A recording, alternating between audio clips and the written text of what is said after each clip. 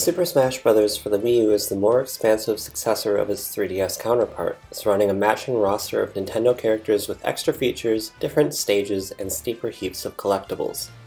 While its recollection of Nintendo's past is excellently managed, Smash for Wii U stands on its own without the help of nostalgia, hosting fast-paced showdowns that are a blast with or without a group of friends. Smash is still a game of screen-edge knockouts, which are much easier to pull off on opponents soaked with damage. A flick of the joystick combined with a button press supplies the base of everyone's arsenal, with trickier offenses like item juggling and mid-air chains coming with practice. Smash is an initially accessible competition that evolves as the aptitude of its players does. Becoming unstoppable isn't the only way to have fun, though. As tense and thrilling as advanced play can be, goofing around in a collage of Nintendo's history is still great at a relaxed pace. Skills aren't necessary to appreciate unlikely standoffs like Jigglypuff vs. Duck Hunt, and the same goes for unleashing blue shells on friends, converting old foes like Ridley into allies, and revisiting scenes from past games. Smash is an engaging blur of chaos, and partaking in bouts is usually fun regardless of victory. An expansive roster isn't the only thing encouraging experimentation in Smash. Collectible gear can be used to customize the stats and bonuses of characters, granting offensive, defensive, or agility-minded advantages. Special moves can be swapped out too, so instead of hating Yoshi's egg throws enough to avoid ever using him, you can exchange them for extra jumps and see if that better fits your style. Being able to tweak stats and moves for over 40 characters has already helped me learn to love contenders I rejected long ago, and I'm confident I'll be chasing new gear and trying new attack variants for as long as I play Smash. Customization extends to integration of Amiibos, Nintendo's new real-world figurines that can act as extra fighters. Amiibos level up and learn competency as they partake in battles, and while it's cute to train and improve a fighter that comes to life from a physical trophy, fighting as a customized character controlled by a normal CPU supplies a comparable effect. With Amiibos priced at about $13 a piece, Smash doesn't do enough to make me want to start collecting a set. As frenzied as prior entries have been, Super Smash Bros. For Wii U doubles the existing max occupancy, allowing 8 players to fight at once. Only a portion of stages are selectable with more than 4 players, though options range from sensibly huge multi-level stages to cramped, intimate spaces. My first few matches were overwhelming and full of moments where opponents batted me around like a tennis ball before launching me skyward, but oddly enough, 8-player Smash becomes pretty manageable. Extra contenders amplify Smash's fondness for absurdity, and even when I was blindsided by a 6th player I wasn't paying attention to, it was hard not to smile. If you've bought a home Nintendo console in the last decade, finding controllers for 8 players shouldn't be too pricey. Wiimotes with or without nunchucks, variants of Pro controllers, the gamepad, and, with a separate converter, original and Smash-specific GameCube controllers can all be used with Smash for Wii U. Yes, that includes Wavebirds, and if you've got a 3DS with a matching copy of Smash, you can use that too.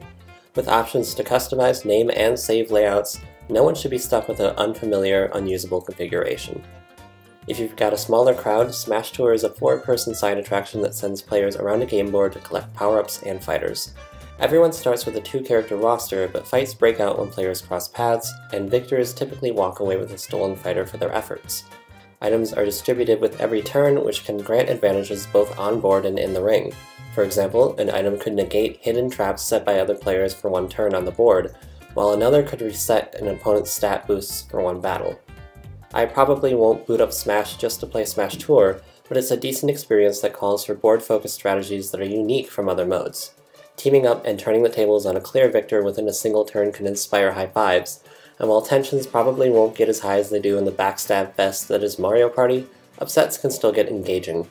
Parties of 4 or fewer also have access to every stage in the game, which offer a good variety in design and reference material. The collection of locales feels varied in terms of scenery and encouraged playstyles, and creative types can always draw out custom works in the stage builder. Even without that though, what's offered feels diverse enough to fend off destination fatigue. Master and Crazy Order tickets are new to Smash and offer unique singular and marathon challenges, respectively. 1 Master Order ticket might ask you to beat 3 mega-size opponents in exchange for a prize, while Crazy Order tickets play off bravery, letting players take on as many consecutive challenges as they like, so long as they can defeat Crazy Hand at the end without dying. Tickets can be purchased with coins, which are earned by playing almost any other mode, including regular one-and-done matches. This cycle of chase and reward complements the central action well, and expanding trophy, gear, and music collections is a great secondary incentive to keep playing. Smash's online play hosts 2-minute matches between strangers, splitting its audience into 2 groups. For fun is waiting for anyone that wants a relaxed, friendly match, and for glory is the choice for those that take competing seriously.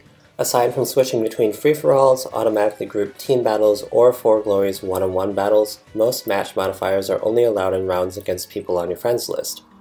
There's also a spectating element that lets viewers bet on the winner of a random match, rewarding consecutive accurate predictions with better coins and gear. Unfortunately, online is an inconsistent experience. One match might play out smoothly, while an encore with the same group might be plagued with stuttering frame rates or moments of buffering that halt everything. The lack of options for random matches also feels needlessly limiting. Anyone that prefers to play stock is left to adapt or stick to fights with friends. I could see serious players getting frustrated quickly here, but as long as a few hiccups aren't a deal breaker, it should be a competent option for scattered friends. Aside from an oddly absent restart option in Events mode, my only other hangup with Smash involves its inconsistent load times. Returning to menus or the character select screen is typically swift, but there are occasional stretches that become irritating, especially when having to quit and reload a particularly challenging event several times over. Even with online problems and an underwhelming use of amiibos though, Smash is still a mastercraft of references and unique playstyles. With returning takes on classic, all-star, and stadium events, as well as a fresh wall of challenges to chase, this is an extensive package that should keep anyone that enjoys duking it out with Nintendo's leads busy for months, if not years.